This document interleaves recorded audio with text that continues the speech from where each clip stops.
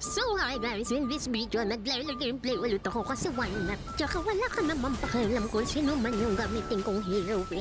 ML mo ba to?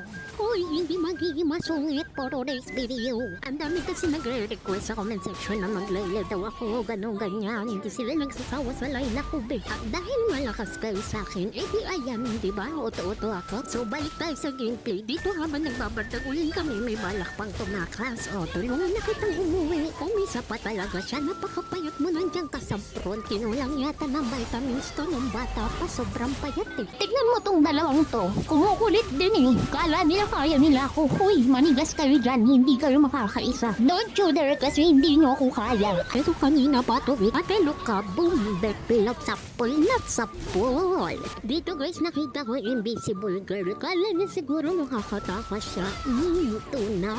Talagang gusto kong patayin. Hindi niya alam, mas malakas ako sa kanya. Uy, baka frontal to. Aba, sinasabi ko sa'yo, be. Huwag mong ginagalit ang isang frontal. Magiging chocolate ka talaga dyan. Huh? Huwag mo kong ginigigil dyan. Hindi, walang lalabas. Tulog ka muna ulit.